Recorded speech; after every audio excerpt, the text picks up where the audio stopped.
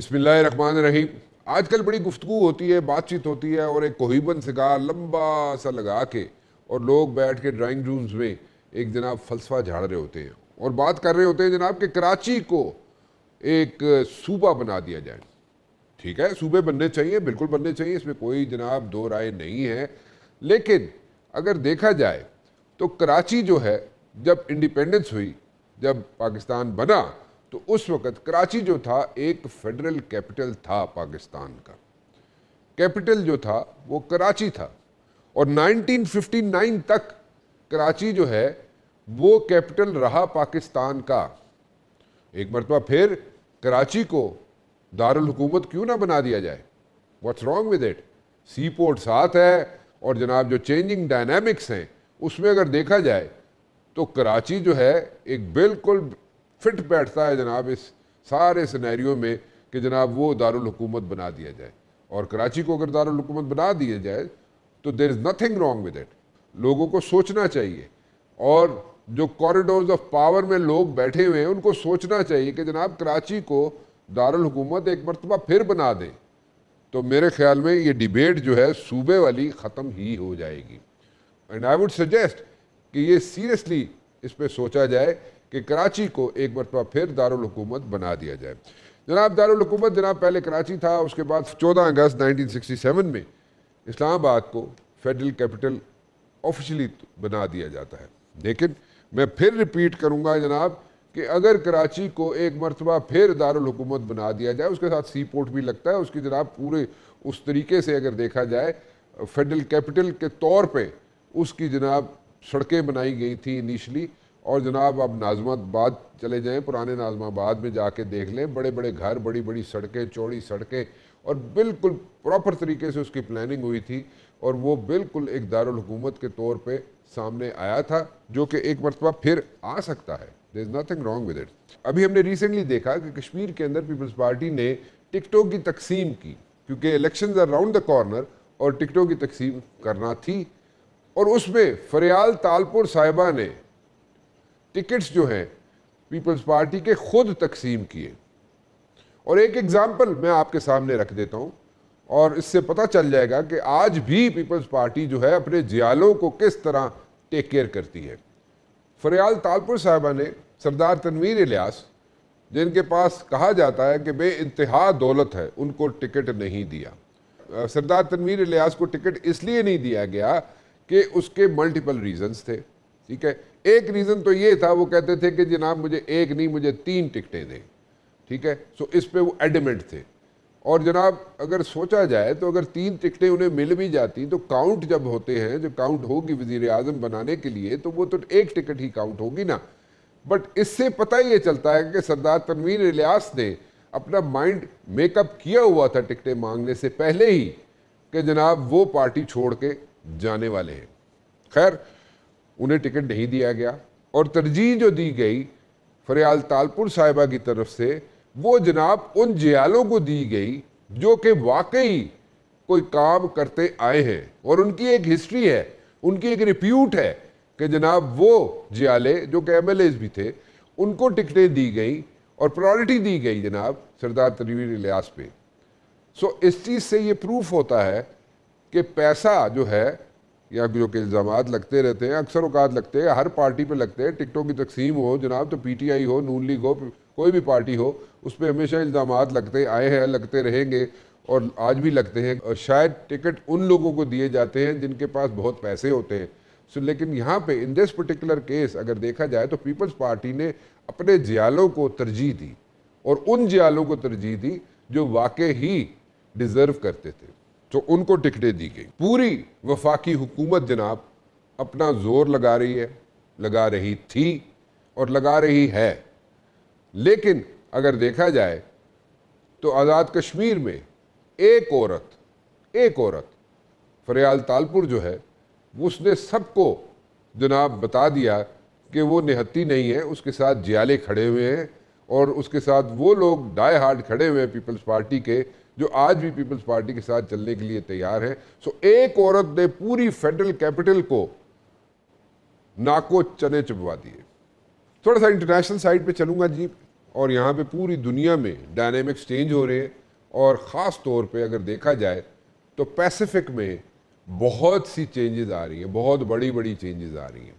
لیکن اس سے پہلے میں جناب یہ بات ضرور یہاں پہ کہنا چاہوں گا کہ ٹاک آف دا ٹاؤن جو ڈی سی کی، واشنگٹن ڈی سی کی ٹاک آف دا ٹاؤن ہے، وہ یہ ہے کہ جناب کہ ایشین اکانومی جو ہے جو بھی اس کو کمانڈ کرے گا وہ پوری دنیا کو کنٹرول کر سکتا ہے. This is talk of the town in Washington D C. So anyways ابھی ریسنٹلی اگر ہم دیکھیں، میں بات کر رہا ہوں جناب منڈے کی، یہ جو منڈے گزرا ہے اس منڈے کی میں بات کر رہا ہوں. ایک نیوکلیر سب میرین سے چائنا جو ہے ایک ریئر بلسٹک میزائل کا تجربہ کرتا ہے. سو نیوکلیر سب میرین سے چائنا ایک ریئر بلسٹک میزائل کا تجربہ کرتا ہے، اور اس تجربے کی وجہ سے کئی ملک جو ہیں وہ ناراض ہو چکے ہیں. اس کے ریزنز ہیں، ملٹیپل ریزنز ہیں، کیونکہ ہر ملک کا اپنا ایشو ہے، ہر ملک کے اپنے اپنے انٹرسٹ ہیں، ان کے اپنے اپنے ایشوز ہیں. اور چائنا نے یہ جو تجربہ کیا ہے، it's just like making a statement. اور وہ اسٹیٹمنٹ یہ ہے جناب کہ جو ہیجمنی ہے انٹرنیشنل واٹرز میں یا پیسیفک میں یا پوری دنیا میں، وہ ہیجمنی جو ہے اس کو بریک کرنے کی چائنا نے کوشش کی ہے. اور چائنا نے یہ پروف کرنے کی کوشش کی ہے کہ جناب وہ اسلٹ کرتا ہے پوری دنیا میں. اس بلسٹک میزائل کی جو رینج ہے وہ اگر دیکھی جائے، اس بلسٹک میزائل کا جو کیپیسٹی ہے وہ یہ ہے جناب کہ it can go to Australia, اس کی ریچ آسٹریلیا تک ہے، اور کچھ علاقے امریکہ کے بھی ایسے ہیں جو کہ اس بلسٹک میزائل کی رینج میں آتے ہیں، جو کہ چائنا نے تجربہ کیا ہے جناب. لیکن یہ میزائل جو ہے it landed in the middle of the nuclear free zone in Pacific. Pacific میں ایک نیوکلیر فری زون ہے جس میں یہ میزائل لینڈ ہوا. چائنا نے جو 2 سال پہلے تجربہ کیا تھا وہ بھی تقریباً اسی قسم کا تھا، لیکن یہ تجربہ جو ہے یہ اگر کہا جائے کہ it's a nuclear I C B M تو وہ غلط نہیں ہوگا. اور چائنا کے اس بلسٹک میزائل کا ایکسپیریمنٹ جو ہوا ہے، جو کہ میں نے آپ سے پہلے عرض کی کہ it landed in the middle of nuclear free zone in Pacific, international waters ہو، پیسیفک ہو، اس میں جو ہیجمنی ہے اس کو چیلنج کیا ہے چائنا نے. ایک امریکن بیس ہے ہوائی میں، اور یہ جو بلسٹک میزائل کا تجربہ چائنا نے کیا ہے، کہا یہ جا رہا ہے کہ یہ اس امریکن بیس کے اوپر سے گزر کر نیوکلیر فری زون جو کہ پیسیفک میں ہے اس میں گرا. یہ بہت بڑی بات ہے جس پہ ہم ضرور بات کرنا چاہیں گے. میرے ساتھ موجود ہوں گے جناب میجر جنرل سمریش سالک صاحب، ریئر ایڈمرل فیصل شاہ صاحب اور ایمبیسڈر ضمیر اکرم صاحب. لیکن سب سے پہلے میں بات کرنا چاہوں گا جناب میجر جنرل سمریش سالک صاحب سے. جنرل سمریش سالک صاحب میرے ساتھ موجود ہیں. جنرل صاحب کیسے ہیں آپ؟ خیریت سے؟ الحمدللہ رانا صاحب, so nice of you, thank you very much. It's always a pleasure to have you general صاحب. جنرل صاحب چائنا جو ہے پورے پیسیفک میں اسرٹ کرنا شروع ہو گیا ہے، اینڈ ایک ریسنٹ انہوں نے ایک ایکسرسائز کی ہے، نہیں ایک ریسنٹلی انہوں نے ایک میزائل کا تجربہ بھی کیا ہے. میں اس کی اسپیسیفک ڈیٹیلز میں انٹینشنلی نہیں جا رہا، but at the very same time لگتا یہ ہے کہ جناب جس طریقے سے چائنا ایکسلریٹ کر رہا ہے اور in the seas, in the international waters something big is happening, اور ابھی تک ہمیں ٹرمپ کی طرف سے کوئی ایسا رسپانس نہیں ملا. What exactly does it indicate general صاحب؟ رانا صاحب تھینک یو ویری مچ، آپ نے مجھے پروگرام میں انوائٹ کیا. دیکھیں جو چائنا یو ایس رائبلری ہے وہ تو چل رہی ہے، اور ہمیں یہ پتا ہے کہ دنیا میں جو بہت بڑی ٹرانزیشنز آ رہی ہیں اس میں سے ایک ٹرانزیشن یہ ہے کہ چائنا ایمرج کر رہا ہے as a global super power, اور وہ چیلنج کر رہا ہے یو ایس ہیجمنی کو. ریسنٹلی جب پریزیڈنٹ ٹرمپ کی وزٹ ہوئی چائنا میں تو وہاں پہ ایک بڑی انٹرسٹنگ ٹرم یوز کی تھی پریزیڈنٹ شی نے. بہت بریف انہوں نے جب بات چیت کی تو اس میں انہوں نے 2 ورڈز یوز کیے تھے، تھیوسیڈائیڈیز ٹریپ، کہ ہمیں تھیوسیڈائیڈیز ٹریپ کا وکٹم نہیں بننا چاہیے. विच इम्प्लाइज कि एक इस्टेब्लिश पावर होती है और एक इमर्जिंग पावर होती है, और इमर्जिंग पावर जब इस्टेब्लिश पावर को चैलेंज करती है तो चांसेस होते हैं जंग के. ये थुसिडाइडिस ने कहा था प्री बीसी, जो कि ग्रीक फिलोसोफर था. ठीक. सो प्रेसिडेंट शी ने कहा कि अमेरिका और चाइना को इन a very cordial atmosphere rise करना चाहिए, और अगर ये चेंज आ रही है तो हमें जंग का रास्ता नहीं अडॉप्ट करना चाहिए. हैविंग सेड दैट, ये जो भी डोमिनेशन है, जब भी कोई पावर, कोई ताकत गेन करती है, कोई बड़ा मुल्क अपनी पावर गेन करता है, तो आप उसका एरिया ऑफ इन्फ्लुएंस एक्सपैंड करता है. हमें पता है कि 1823 में मोनरो डॉक्ट्रिन आई थी, जिसमें कि वेस्टर्न हेमिस्फेयर को अपना एक्सक्लूसिव जोन डिक्लेयर किया था अमेरिका ने. उसके बाद अमेरिका की डोमिनेशन पूरी दुनिया के ऊपर आई. अब अमेरिका जो है वो रिग्रेशन और वो जो है रिवर्स गियर पे है, वेयरएज चाइना जो है उसका एरिया ऑफ इन्फ्लुएंस एक्सपैंड कर रहा है. सो पैसिफिक जो है वो बहुत इंपॉर्टेंट एक एरिया है, जहां पे कि डिपेंड करेगा कि किसकी डोमिनेशन होगी. कुछ अर्सा पहले इंडो पैसिफिक स्ट्रेटजी आई थी अमेरिका की, जो ये इम्प्लाई कर रही थी कि अमेरिका जो है वो ट्रांस अटलांटिक से ट्रांस पैसिफिक ओरिएंटेशन की तरफ जा रहा है. और अभी रिसेंटली प्रेसिडेंट ट्रंप की टीम ने इंडो पैसिफिक स्ट्रेटजी को रिवर्ट कर दिया बैक टू पैसिफिक स्ट्रेटजी. सो ये कंटेस्टेशन जारी है. पिछले जो चंद साल है बहुत डिफाइनिंग रहे हैं, और मेरे नजदीक उसमें ये जो सारा प्रोसेस है स्पीड अप हो गया है. आपने देखा कि चंद साल पहले जो मिलिट्री माइट डिस्प्ले की चाइना ने ऑन नेशनल डे परेड, फिर ये कि 25 और 26 की जो 3 जंगें हैं, पाकिस्तान इंडिया की जंग, इजराइल और ईरान की जंग, और सेकंड 26 में फिर इजराइल और ईरान की जंग, यूएस शामिल. इन तीनों जंगों से जो बेनिफिशरी थे वो चाइना और रशिया थे. इस सारी सिचुएशन में मैं समझता हूँ कि अमेरिका रिग्रेशन पे है और चाइना जो है वो एक्सपेंशन पे है. अच्छा जनरल साहब, at the very same time अगर ये देखा जाए कि जिस तरीके से अभी जिस तजर्बे का मैं जिक्र कर रहा हूँ कि जो चाइना ने पैसिफिक में किया मिसाइल में, that can also have repercussions. Repercussion से मेरी मुराद ये है कि देखें, वो ठीक है, हेजमनी की बात आपने की, उसको एक्सप्लेन कर दिया आपने, लेकिन अगर ये इसका रिस्पांस आता है अमेरिका की तरफ से, तो don't you think it's going to be a situation in the international waters and Pacific? Definitely. देखें, मेरा तो ख्याल है कि अमेरिका रिस्पॉन्ड नहीं करेगा.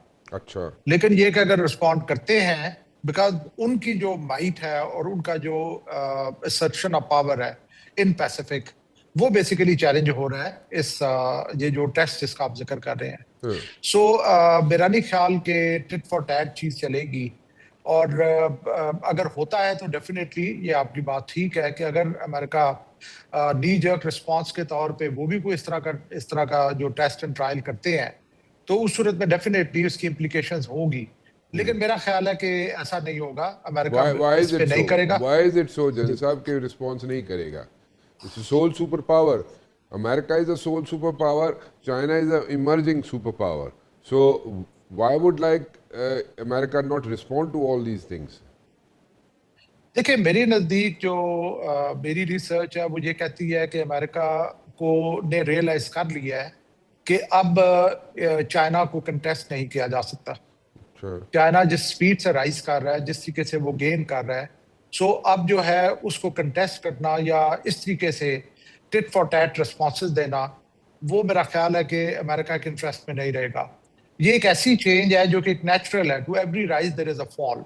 अमेरिका ने अपना पीक टाइम देख लिया, अब उनको वेरियस चैलेंजेस हैं और वो ज्यादा फोकस कर रहे हैं हमारे अपने जो है वो आइसोलेशनिज्म पे, कि अपना जो इंटरनल हाउस है उसको बेहतर करें और उस पर फोकस करें.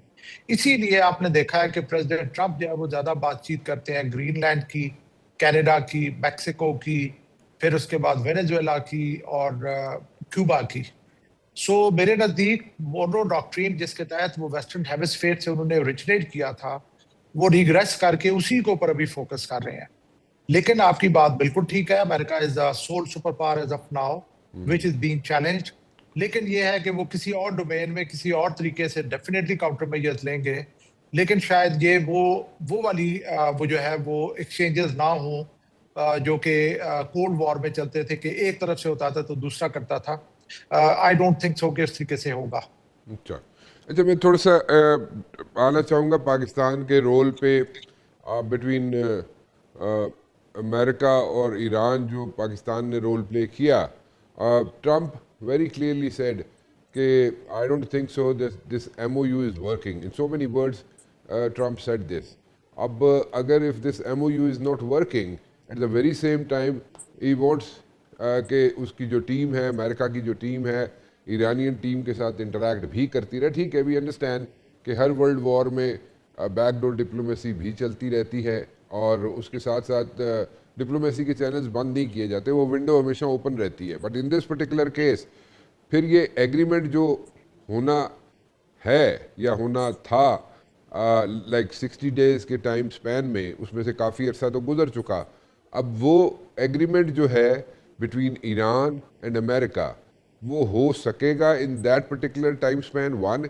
एंड सेकेंडली, क्या वो वाकई ही उसमें एग्रीमेंट की सूरत इख्तियार कर सकेगा? ये 14 पॉइंट जो ले डाउन किए गए थे और उसमें से 5 पॉइंट्स पे ज़ीरो इन किया गया था, उस पर जनाब कोई एग्रीमेंट हो सकेगा? ठीक है, टाइम आगे पीछे हो सकता है, लेकिन स्ट्राइक्स भी जारी हैं, ईरान का रिस्पॉन्स भी जारी है.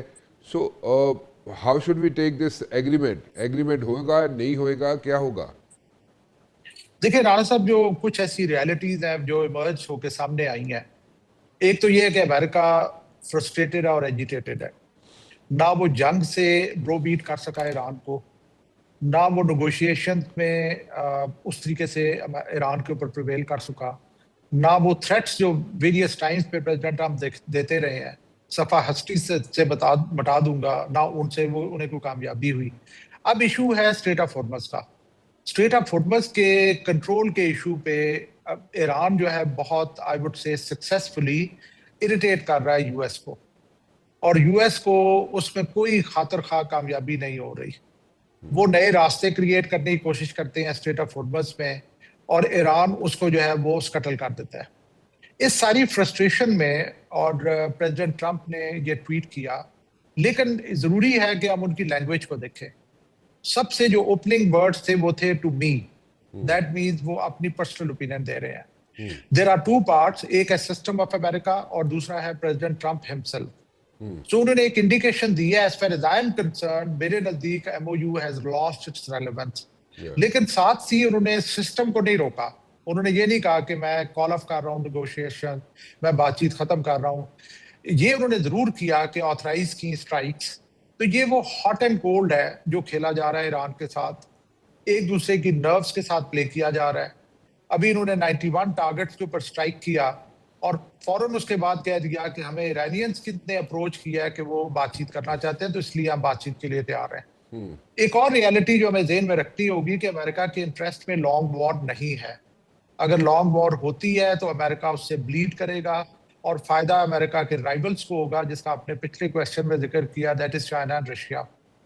वो चाहेंगे कि जिस तरीके से रशिया यूक्रेन में फंसा हुआ है, अमेरिका ईरान में फंसे, जो कि अमेरिका के इंटरेस्ट में नहीं है. सो वो ये हॉट एंड कोल्ड चलता रहेगा. मेरे नज़दीक ये नेगोशिएशन भी जारी रहेंगी, और जैसे आपने कहा कि वक्त की कमी बेशी के साथ कुछ ना कुछ एग्रीमेंट इससे जरूर निकलेगा. अच्छा चले, अच्छा एक चीज़ वेरी क्विकली ज़रा बताइएगा. चले ठीक है, इससे ये तो कोल्ड वॉर एरा की आपने एक एग्जांपल है, स्टडी केस है कि जिसमें रशिया जो है, सोवियत यूनियन, साबिक सोवियत यूनियन जो है, वो इंगेज हुआ था अफ़गानिस्तान में, तो वो फाइनेंशली ब्लीड कर गया. ठीक है, और जब वो फाइनेंशली ब्लीड किया अफ़गानिस्तान में सोवियत यूनियन ने, तो वो डिसइंटीग्रेट हो गया. सो वो उसी तरह की स्ट्रेटजी जो है यहाँ पे इन प्लेस लाई जा सकती है कि जनाब वो इंगेज करके रखे या इंगेज हुआ रहे अमेरिका ईरान के अंदर, तो वो फाइनेंशली ब्लीड कर सकता है या सफ़र कर सकता है.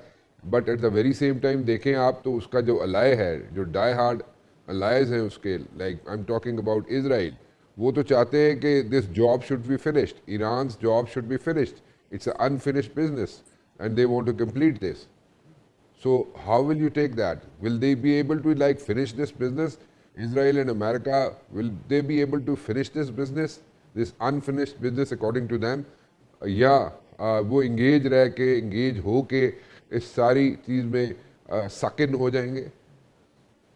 رانا صاحب دیکھیں، جو کل کا تو پتہ نہیں، بٹ ٹل ٹوڈے ہمیں پتہ ہے کہ اس وقت تک جو بیلنس ہے وہ that is in favour of Iran, کیونکہ امریکہ کے پاس، اسرائیل کے پاس ایئر سٹرائکس کے علاوہ کوئی آپشن نہیں ہے.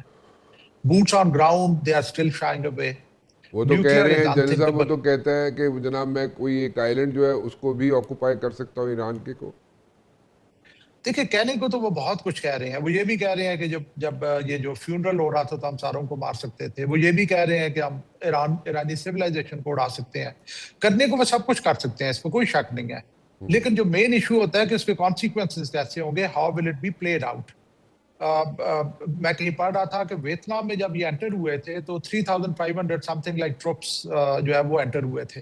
جب ویتنام سے یہ ہارے ہیں جنگ اور انہوں نے ایکسٹریکیٹ کیا تو اس وقت کوئی اراؤنڈ 5,50,000 ٹروپس تھے وہاں پہ. سو انیشیٹ کرنا تو no problem, it's a might, بہت بڑی طاقت ہے امریکہ، انیشیٹ کر سکتا ہے. لیکن اس کے بعد اس کے کانسیکوینسز کیسے ہوں گے، that is the main deterrence جو کہ آپ کو چیک کرتی ہے کہ کر تو میں لوں گا، اس کو فنش کیسے کروں گا. نو ہیونگ سیڈ دیٹ، اسرائیل جو ہے وہ ان کا اپنا کریٹڈ ایک انٹرنیشنل بلی ہے. اسرائیل اب اتنا پاورفل ہو گیا ہے کہ وہ ان کی بھی نہیں سنتا، اس کے پاس کچھ ایسے لیوریجز ہیں. سو کہیں ایسا نہ ہو کہ اسرائیل امریکہ کو لے ڈوبے. جیسے آپ نے ذکر کیا، یہ جو جنگ انہوں نے لڑی ہے یہ فائنینشلی ان کے لیے بہت ہیوی تھی، اور اگر اس کو آگے کنٹینیو کرتے ہیں تو اور زیادہ ہیوی ہوگی. اور سب سے بڑا مسئلہ ہے جو اسٹریٹ آف ہارمز کے بلاکیڈ کا. کسی اینالسٹ نے بڑا خوبصورت بات کی تھی کہ امریکہ نے ایران کے ہاتھ میں نیوکلیئر سے بڑا ویپن دے دیا، اور وہ ہے اسٹریٹ آف ہارمز کا بلاکیڈ. جو اسٹریٹ آف ہارمز میں کچھ ہوتا ہے تو سلیپ لیس نائٹ شروع ہو جاتی ہیں امریکہ میں، بیکاز پوری دنیا کی جو ٹریڈ ہے وہ افیکٹ ہو رہی ہے. آپ دیکھیں اسٹریٹ آف ہارمز میں 2 گولے فائر ہوئے، ہمارا 13 روپے جو ہے وہ فیول مہنگا ہو گیا. So whole world is impacted because of that. اور it was in G7 summit جس میں پریزیڈنٹ ٹرمپ نے MOU پہ سائن کیے تھے، بیکاز وہاں پہ ان پہ پریشر تھا کہ پوری دنیا اس کی وجہ سے افیکٹ ہو رہی ہے. سو میرے نزدیک it will be very risky option playing for the enemies of the US اگر انہوں نے اس جنگ کو پرولونگ کیا تو. ٹھیک ہے جنرل صاحب، thank you very much for joining me. چھوٹی سی بریک لیتے ہیں جی، بریک کے بعد واپس آئیں گے. تو ریئر ایڈمرل فیصل شاہ صاحب میرے ساتھ موجود ہوں گے. ذرا ان سے پوچھ لیں اس وقت ایز آف ناؤ اسٹریٹ کی کیا پوزیشن ہے، اسٹریٹ آف ہارمز کی کیا پوزیشن ہے. ایک چھوٹی سی بریک کے بعد. بریک پہ جانے سے پہلے جیسے میں نے آپ سے ذکر کیا تھا جناب کہ ریئر ایڈمرل فیصل شاہ صاحب میرے ساتھ موجود ہوں گے. فیصل صاحب ہمارے ساتھ موجود ہے. شاہ صاحب کیسے ہیں آپ، خیریت سے؟ جی الحمدللہ صاحب، بہت شکریہ مجھے پروگرام میں لینے کا. یو آر موسٹ ویلکم جی. شاہ جی ایک بات بتائیں کہ don't you think Turkey is in a catch 22 situation, کیونکہ F-35 جو ہے امریکہ دینے کے لیے تیار ہو گیا جناب ٹرکی کو، اور اس کے ساتھ ساتھ رشیا نے جو S-400 ٹرکی کو دینے تھے وہ جناب UAE کو مل جائیں گے. سو رشیا بھی خوش، ٹرکی بھی خوش. لیکن نیٹو جو ہے وہ چل رہا تھا یوکرین کے ساتھ اور یوکرین کو اپنی سپورٹ دے رہا تھا. اس ساری جو وار جو چل رہی تھی بٹوین رشیا اینڈ یوکرین، اب اس سچویشن میں ٹرکی کہاں پہ کھڑا ہوگا؟ نیٹو کے ساتھ کھڑا ہوگا، رشیا کے ساتھ کھڑا ہوگا، یا ہاؤ ول اٹ ورک؟ جی راز صاحب، آپ نے بڑا پرٹیننٹ سوال کیا ہے، اور یہ بڑی انٹرسٹنگ سچویشن ڈیولپ ہو گئی ہے، نہ صرف ترکی کے لیے بلکہ UAE کے لیے بھی اور رشیا کے لیے بھی، اور اوور آل نیٹو کے لیے بھی. ظاہری بات ہے، دیکھیے ترکی کے ساتھ تو انہوں نے یہ کیا کہ ترکی بیسیکلی ایک ایسا ملک تھا جو کہ رشیا یوکرین وار میں سارٹ آف نیوٹرل تھا، نہ رشیا کے ساتھ زیادہ کچھ مداخلت کر رہا تھا، نہ یوکرین میں زیادہ مدد کر رہا تھا. اور نیٹو کو یہ بیسیکلی خواہش تھی کہ بھئی نیٹو کا حصہ ہے، تمام نیٹو یوکرین کے ساتھ کھڑی ہے سوائے ترکی کے. تو ترکی بیسیکلی F-35 ایئر کرافٹ آپ کو پتا ہے کہ بہت عرصے سے چاہ رہا تھا، لیکن جب اس نے S-400 انڈکٹ کیا رشیا سے تو اس کے اوپر سینکشنز لگ گئی تھی. اب پریزیڈنٹ ٹرمپ صاحب نے ایک گاجر ڈالی ہے ترکی کو کہ میں تمہاری F-35 کے اوپر جو سینکشنز ہیں ان کو ہٹانے کو پر غور کروں گا، ٹھیک ہے، اور تم اپنا S-400 UAE کو دے دو. ٹھیک ہے. اچھا، انہوں نے ایک طرح سے اپنا راستہ رشیا کے ساتھ بھی کھلا رکھا ہے کہ رشیا کو بھی بالکل ناراض نہ کریں، اس کو بھی انٹرگنائز نہ کریں. تو رشیا کا بھی کام چلتا رہا کہ تمہارا S-400 ختم نہیں ہوا ہے بلکہ UAE کو چلا گیا. ٹھیک ہے. UAE کی طرف کیا سچویشن؟ UAE کی طرف یہ سچویشن ہے کہ کچھ تقریباً کوئی 1.5 مہینہ پہلے کی بات ہے زیلنسکی صاحب نے وزٹ کیا تھا یو اے ای کا، جی اور انہوں نے یو اے کے ساتھ ایک ڈیفنس پیکٹ کیا تھا جس میں کاؤنٹر ڈرون سسٹم یو اے کو دینے کی بات کی تھی، کیونکہ وہ کاؤنٹر ڈرون سسٹم انہوں نے رشیا کے خلاف استعمال کیا تھا جب ایران نے رشیا کو ڈرون دیے تھے. جی تو کیونکہ ایران کے ڈرون یو اے میں بھی آ رہے تھے تو انہوں نے وہی کاؤنٹر ڈرون سسٹم یو اے کو بھی دیا. ٹھیک. تو اب یو اے کے پاس یوکرینین اکوپمنٹ بھی آ گیا، رشین بھی آ جائے گا. ترکی جو ہے وہ F-35 لے کے تو نیٹو کے ساتھ کھڑا ہو گیا ہے رشیا یوکرین وار میں. ہونا چاہیے اس کو، یعنی میں یہ کہہ رہا ہوں ہونا چاہیے. اور ایران امریکہ وار میں وہ اسرائیل کے خلاف ہے جو کہ اس وار کا حصہ ہے، امریکہ کا حلیف ہے. تو یہ بڑی ایک انٹرسٹنگ سچویشن ڈیولپ ہو گئی ہے. ترکی ایک مجھے لگتا ہے کہ ایک مشکل صورتحال میں جا رہا ہے. وہ اس مشکل صورتحال سے کیسے نبرد آزما ہوگا، کیسے نکلے گا، کس طرف ٹلٹ رکھے گا، یا یہ ٹائٹ روپ جو ہے اس کو واک کرے گا، یہ آنے والا وقت آئی تھنک بتائے گا. اچھا، سو مطلب کہ وہی جو بات ہوگی نا شاہ جی، جیسے میں پہلے کہہ رہا تھا کہ Turkey is in a catch 22 situation کہ کہاں پہ جائے اور اس کو کیسے اس سچویشن سے اپنے آپ کو پول آؤٹ کر سکتا ہے. اگر نیٹو کے ساتھ نہیں کھڑا ہوتا تب بھی ایشو، یوکرین کے ساتھ کھڑا ہوتا ہے تب ایشو، رشیا کے ساتھ کھڑا ہوتا ہے تب ایشو. کیسے اس کے لیے تو ایک پرابلم نہیں بن گئی.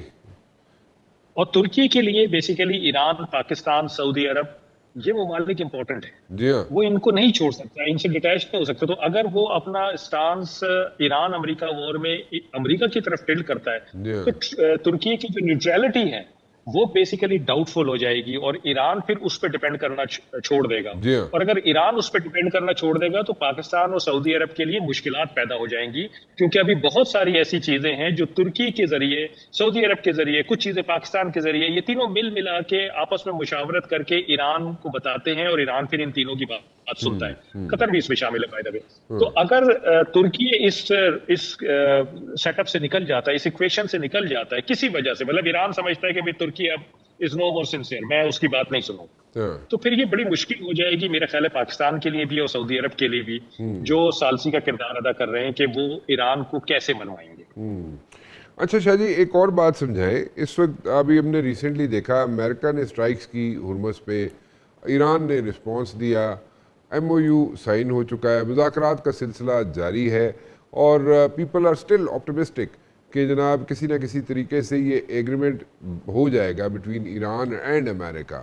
اور اس سچویشن میں اگر ان دونوں کے درمیان ایگریمنٹ ہو بھی جاتا ہے اور یہ ٹھک ٹھک لگی بھی رہتی ہے تو اسٹریٹ کی کیا پوزیشن ہوگی، ذرا اس پہ کلیئرٹی نہیں آ رہی.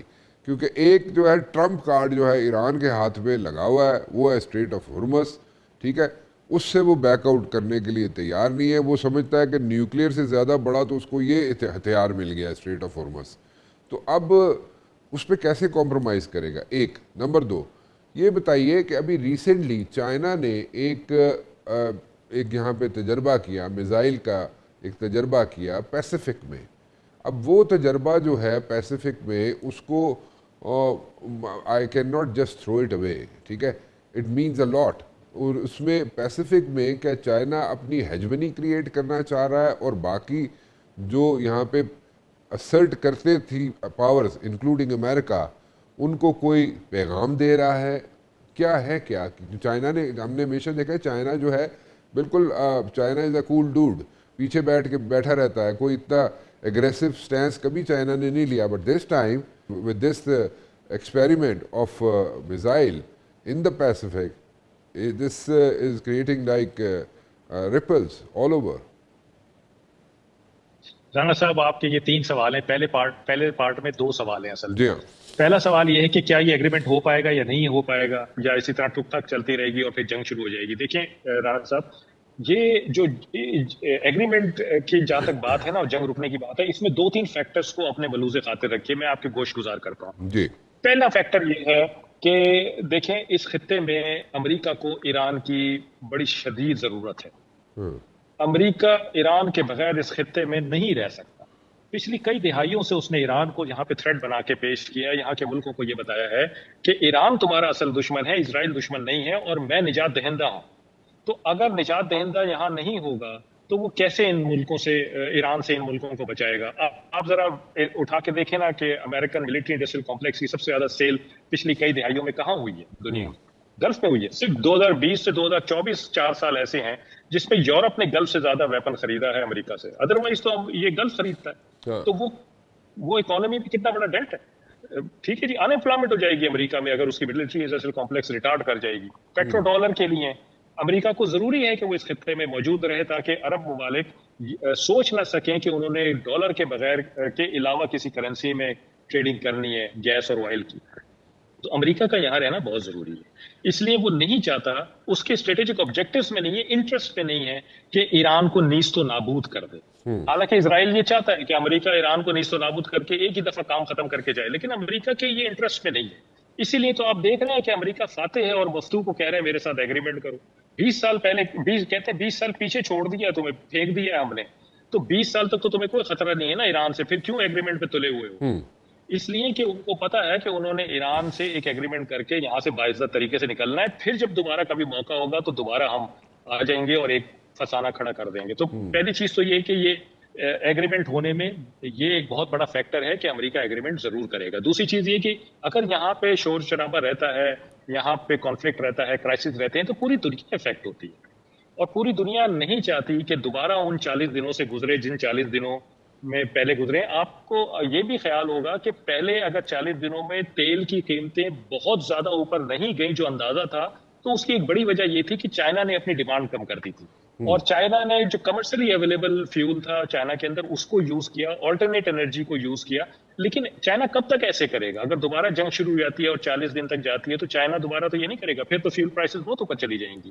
تو میرا خیال ہے کہ دنیا کو تکلیف ہے اس چیز سے. پاکستان کے ڈائریکٹ اسٹیکس ہیں اس کانفلکٹ میں. پاکستان پارٹی نہیں ہے لیکن اسٹیکس ہیں. ہماری 90% سے زیادہ ٹریڈ آتی ہے, ہمارا 80% تیل اور گیس یہاں سے آتا ہے, سی سے آتا ہے. تو ہمارا سی اگر خراب رہے گا تو ہم نہیں افورڈ کر سکتے. پھر ہم ایران کے نیبر ہیں, ہم سعودی عرب سے ہمارا ڈیفینس ایگریمنٹ ہوا ہے, تو ہمارے لیے بھی بہت امپورٹنٹ ہے کہ ایگریمنٹ ہو, اور پاکستان پورا زور لگائے گا اور آپ دیکھیں گے انشاءاللہ پاکستان جیت جائے گا اور یہ ایگریمنٹ ہو جائے گا. لیکن دیکھیں ایک بہت امپورٹنٹ چیز یہ ہے کہ کیا ٹرمپ صاحب میں وہ طاقت ہے کہ وہ اسرائیل کو لگام دے سکیں, وہ عرب ممالک کو یہ منا سکیں کہ جو ایگریمنٹ میں ایران کے ساتھ کرنے جا رہا ہوں آپ نے اس کی تابعداری کرنی ہے.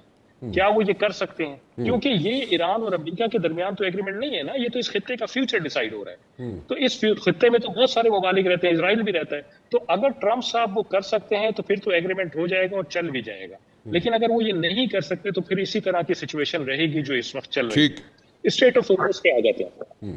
اسٹریٹ آف ہارمز میں دیکھیے اس کے 2 حصے ہیں, ایک جنوبی حصہ ہے, ایک شمالی حصہ ہے. شمالی حصہ جو ہے وہ ایران کے پاس ہے, جنوبی حصہ عمان کے پاس ہے. اب جو ایم او یو میں زبان یوز کی گئی ہے وہ اسٹریٹ آف ہارمز کی گئی ہے. تو اسٹریٹ آف ہارمز پوری اسٹریٹ آف ہارمز ہے, یعنی شمالی حصہ بھی جنوبی حصہ بھی. عمان نے کہہ دیا ہے کہ جی میرے پانیوں میں سے جو اس کا حصہ گزر رہا ہے جنوبی حصہ وہ کھلا ہے, جی چلے جائیں آپ لوگ, مجھے کوئی اعتراض نہیں. ایران کہتا ہے کہ ایم او یو میں کہا گیا ہے اسٹریٹ آف ہارمز کا جو انتظامات ہوں گے وہ ایران طے کرے گا اور ایران اور عمان مل کے طے کریں گے. تو اسٹریٹ آف ہارمز کا مطلب ہے پوری اسٹریٹ آف ہارمز. اب امریکن اس کو انٹرپریٹ ایسے کر رہے ہیں کہ ایران شمالی حصے کو کرے اور جنوبی حصے سے شپس آتے جاتے رہے. ایران کا یہ مقصد نہیں تھا اس کو کنٹرول کرنے کا. ایران کا تو مقصد یہ ہے کہ پوری اسٹریٹ کو میں کنٹرول کروں گا یا میں اور عمان مل کے کنٹرول کریں گے, اور کوئی نہیں ہوگا. اور یہ ٹھیک ہے ہم 60 دنوں تک ٹیکس اور ٹول نہیں لگا رہے ہیں, لیکن لوگ آئیں گے جائیں گے مجھ سے پوچھ کے. یہ اس کا مقصد تھا اور یہ مانا گیا ہے جو ورڈنگ ہے اس کے حساب سے. اب پیچھے بیک گراؤنڈ میں کیا تھا ان کے دماغوں میں یہ نہیں پتا امریکیوں کے. امریکیوں نے کوشش کی کہ صدرن پارٹ سے جہازوں کو نکال دیں.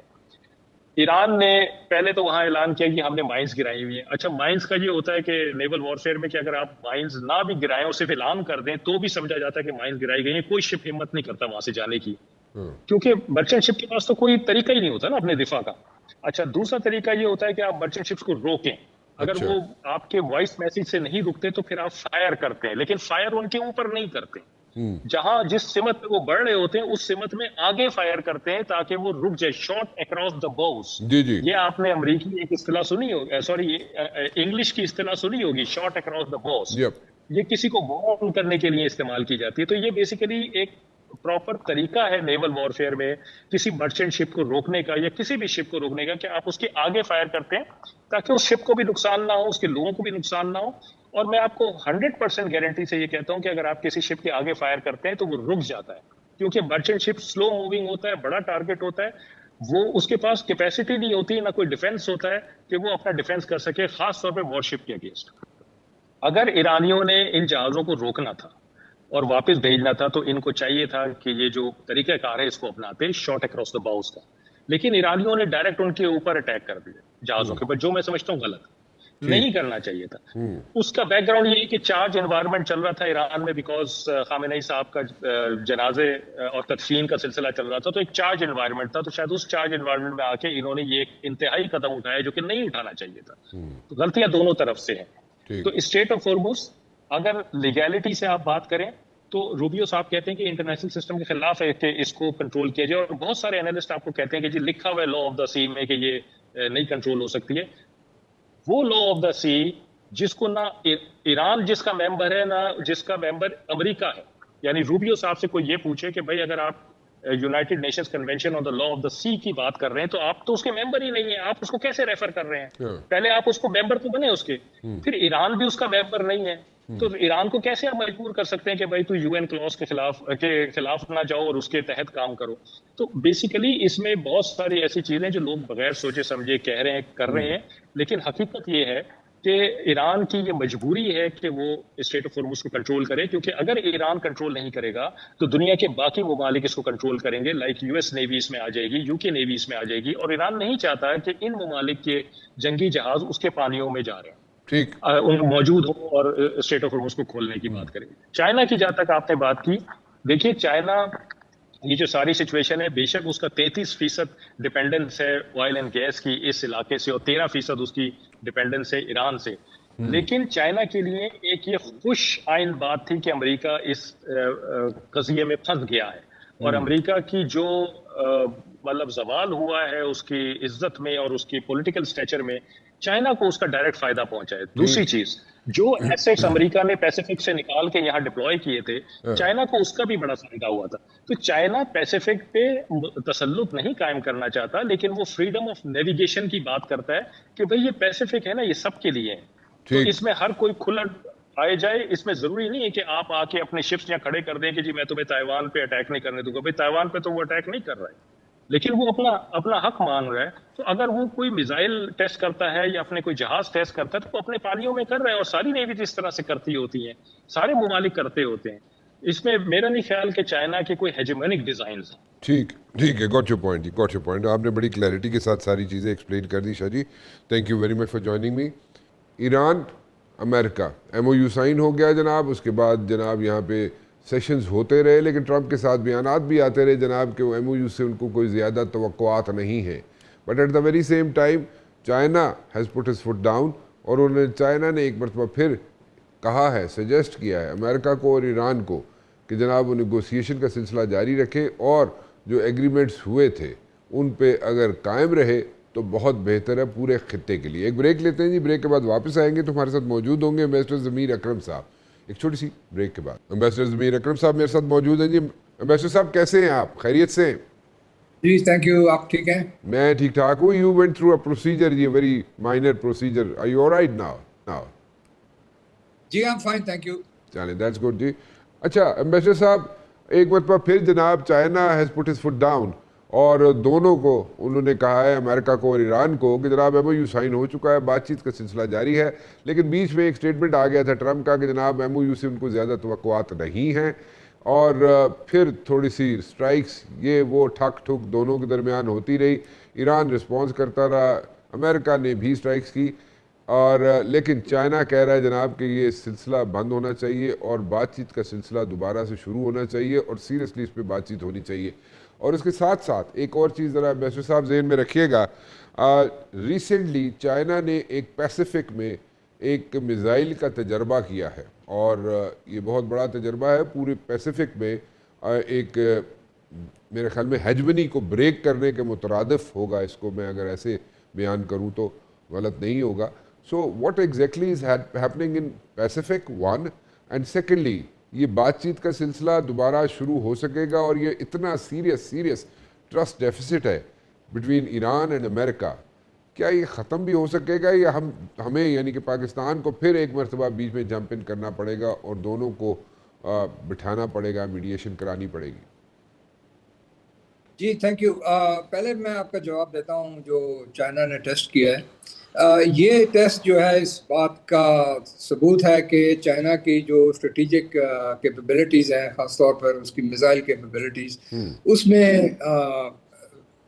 امپروومنٹ اور ایڈوانسمنٹس ہو رہی ہیں. جی. اور اس کا مقصد یہ ہے کہ جیسے آپ نے بھی ذکر کیا ریجنل ہیجمنی، یہ ایشیا پیسیفک میں آپ کو پتہ ہے امریکہ کا ایک الائنس ہے، کوڈریلیٹرل الائنس ہے، آکس الائنس ہے. تو وہ اس کا مقصد یہ ہے چین کو کنفرنٹ کریں، چین کو کنٹین کیا جائے اس خطے میں. تو اور اس کے علاوہ چین اور امریکہ کے درمیان تائیوان کے حوالے سے بھی کافی مشکلات ہیں، کافی مسائل ہیں. تو یہ جو ٹیسٹ جو چین نے کیا ہے اس کو اس بیک گراؤنڈ میں دیکھنا چاہیے کہ اس کا میسج کیا ہے.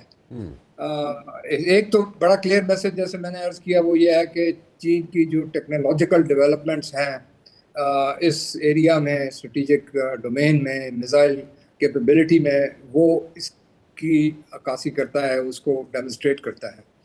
اور یہ ایک پروگرام ان کا چلتا آ رہا ہے اور آگے بھی وہ اسی پروگرام پر قائم رہے گے. دوسرا یہ ہے کہ اس کا سگنل ہے کہ جی آپ اب ہمارے ساتھ اس قسم کی کنفرنٹیشن نہیں کر سکتے ہیں. ٹھیک. اور اگر کنفرنٹیشن کرنا ہے تو پھر یہ آپ کو اس کا سامنا کرنا پڑے گا جو ہم نے ڈیمونسٹریٹ کیا ہے.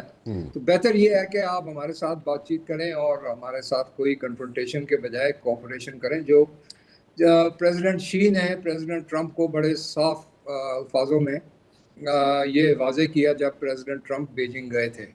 تو انہوں نے ایک کنسٹرکٹیو اسٹریٹجک پارٹنرشپ کا بھی پروپوزل دیا اس وقت، اور جس کو صدر ٹرمپ نے مانا ہے. تو دیکھنا یہ ہے کہ آگے جا کے امریکہ کا رد عمل کیا ہوتا ہے، اس کا بیہیویئر کیا ہوتا ہے تائیوان کے اوپر، پورے اس ایشیا پیسیفک ریجن پہ. اور ایک طرف سے کوآپریشن کا آپشن ہے، دوسری طرف کنفرنٹیشن کا آپشن ہے. تو چین نے ابھی واضح کر دیا ہے کہ ہم دونوں چیزوں کے لیے تیار ہیں، اگر آپ جو چاہتے ہیں وہ ہم آپ کا جواب دیں گے. دوسری بات آپ نے ایک منٹ آپ کو یہاں پہ میں مجھے یہ بتائیے گا، چلے یہ مذاکرات یا کنفرنٹیشن ان دونوں میں سے کون سی چیز ہو سکتی ہے بٹوین امریکہ اینڈ چائنا؟ جی میرا اپنا یہ خیال ہے کہ کنفرنٹیشن نہیں ہوگی، یا اگر ہوگی تو بڑے محدود طریقے سے ہوگی. لیکن آئی تھنک جب تک ٹرمپ پریزیڈنٹ ہے تو امریکہ کا رویہ ہوگا ٹورڈز ڈائیلاگ اور ٹورڈز کوآپریشن. اچھا. محدود ایریاز میں اکراس دا بورڈ نہیں. امریکہ بھی اپنی جو طاقت ہے اس کو اور بڑھانے کی کوشش کرے گا. جیسے آپ نے پڑھا بھی ہوگا کہ امریکہ اپنے اسٹریٹجک پلانز میں کتنے اپنا پیسہ خرچ کر رہا ہے، اس کے $3 ٹریلین سے زیادہ اس کا بجٹ ہے، $3 ٹریلین. تو وہ دونوں طرف سے، ہر طرف سے یہ جو ہے گریٹ پاورز وہ اپنی طاقت کو تو بڑھائیں گے، لیکن ساتھ ساتھ میرا خیال ہے امریکہ اور چین دونوں چاہتے ہیں کہ مذاکرات کے تھرو جو بھی ایریاز آف کانفلکٹ ہیں یا ڈفرینسز ہیں، چیلنجز ہیں، ان کو مینیج کیا جائے، اور جن ایریاز میں کوآپریشن ہو سکتی ہے اس میں کوآپریٹ بھی کریں. کتنا جلدی ہو سکتا ہے کہ یہ نیگوسیشن شروع ہو جائے بٹوین چائنا اینڈ امریکہ؟ جی دیکھیں یہ مختلف ایریاز میں تو اسے ایک آن گوئنگ پروسیس ہے، وہ چل رہا ہے. ٹھیک ہے. اور جس طرح سے جب یہ وزٹ ہائیسٹ لیول پہ کب ہو سکتا ہے؟ جی ہائیسٹ لیول پہ کوئی نیگوسیشنز ایکسپیکٹڈ ہیں جی بٹوین چائنا ہائیسٹ لیول پر تو ہو چکی، آئی تھنک ہائیسٹ لیول پر تو ہو چکی ہیں. ابھی فورن منسٹر لیول پر شاید میٹنگ ہو. اچھا. اور اب کب ہو یہ مشکل ہے کہنا، لیکن موقع تو اور ہیں آگے. ملٹی لیٹرل میٹنگز بھی ہیں، دوسری چیزیں بھی ہیں. تو ان کی مذاکرات تو ایک طرح سے آن گوئنگ ہے ورکنگ لیول کے اوپر, ورکنگ لیول پر تو آن ٹھیک گوئنگ. ہے. سو فارن منسٹرز کی دونوں مطلب foreign minister China, foreign minister امریکہ کی میٹنگ جو ہے وہ ایکسپیکٹڈ ہے, کسی وقت بھی ہو سکتی ہے. جی ہو The سکتی ہے. possibilities are there. ٹھیک ہے. ضمیر صاحب, what about the negotiation between Iran and America جی؟ جی اوکے, اب اس میں جو ہے نا دیکھیں مسئلہ یہ ہے کہ دونوں طرف ہارڈ لائنرز ہیں, امریکہ میں بھی ہیں اور ایران میں بھی ہیں, اور دونوں طرف سے اپنے اندرونی اوپینین کو رسپونڈ بھی کیا جا رہا ہے ایک طرح سے. تو یہ کشمکش جو ہے یہ اس قسم کی چلتی رہے گی, لیکن مجھے یقین ہے کہ جو ایم او یو ہے اور جو ان کا جو معاہدہ ہوا ہے اس سے neither side will walk out. اچھا, اور دونوں طرف ان کے مفادات ہیں, اور ان مفادات کی وجہ سے نہ امریکہ نہ ایران اس معاہدے کی خلاف ورزی کے لیے تیار ہے. تو یہ ایسی چیزیں ہوتی رہیں گی, لیکن بائی اینڈ لارج جو معاہدے میں جو نیگوسیشنز جو آن گوئنگ ہے, آپ نے پڑھا ہوگا کہ وہ عمان میں ابھی نیکسٹ راؤنڈ ہونے والا ہے, تو وہ نیگوسیشنز تو چلتی رہیں گی. اچھا چلیں دیٹس گڈ جی. اور یہ ایگریمنٹ کی صورت بھی اختیار کر جائے گا یہ ایم او یو جو ہے انشاءاللہ. ابھی اٹس ٹو ارلی, قبل از وقت ہوگا ٹو سے کہ جی ایک اگریمنٹ نکل آئے گا, کیونکہ جیسے پہلے مرتبہ جب آپ کے ساتھ جو میری گفتگو ہوئی ہے اس میں نے یہی عرض کیا کہ یہ سارے مسائل جو ہیں بڑے پیچیدہ مسائل ہیں, اور ان کو حل کرنے کے لیے وقت لگے گا. تو یہ جو ڈیڈ لائن ہے شاید اس سے آگے چلی جائے بات, لیکن میرا خیال ہے کہ دونوں طرف کی خواہش یہ ہے کہ کوئی معاہدہ اس میں سے نکل آئے. ٹھیک ہے, بالکل ٹھیک ہے, فیئر انف جی. Thank you very much for joining me Zameer صاحب. Thank you. ضمیر اکرم صاحب کی ایک بڑی پازیٹیو اپروچ ہے, اور وہ سمجھتے ہیں کہ جناب ٹھیک ہے جو یہاں پہ امریکہ نے اسٹرائکس کی ایران پہ, اسٹریٹ آف ہرمز جو ہے وہ کھل جائے, اس کے ساتھ ساتھ ایران نے بھی رسپانس دیا, لیکن ضمیر اکرم صاحب سمجھتے یہ ہیں کہ جناب یہ سلسلہ بھی جاری رہے گا. ایم او یو تو سائن ہو چکا, لیکن مذاکرات کا سلسلہ بھی جاری رہے گا, اور ساتھ ساتھ ٹھک ٹھک بھی ہوتی رہے گی. لیکن الٹیمیٹلی جناب یہ ایگریمنٹ جو ہے ایم او یو جو شیپ اپ ہو سکتا ہے ان دا فارم آف ایگریمنٹ, وہ بھی ہو جائے گا, لیکن تھوڑا سا آگے پیچھے ہو سکتا ہے, یعنی کہ 60 ڈیز کے ٹائم سپین سے آگے پیچھے ہو سکتا ہے. جاتے جاتے ایک مرتبہ پھر میں یہاں پہ جناب یاد دہانی کرانا چاہوں گا جناب کہ چائنا نے ایک نیوکلیئر سب میرین سے ایک ریئر بلسٹک میزائل کا تجربہ کیا لاسٹ منڈے کو. اس تجربے کی وجہ سے کئی ممالک جو ہیں جناب وہ ناراض ہوئے, اور ان کی ناراضگی اپنی جگہ, but at the very same time یہ میزائل جو ہے جناب it landed in the middle of the nuclear free zone in Pacific, اور یہ ایک سٹیٹمنٹ ہے کہ جناب ہیجمنی جو ہے وہ کس کی ہوگی in the international waters, Pacific and in the sea. Hegemony کس کی ہوگی آئندہ آنے والے دنوں میں. It's just like making a statement. فی الحال رانا مبشر کو اجازت دیجیے, کل 8 بجے پھر حاضر ہوں گا. ٹل دین اللہ حافظ.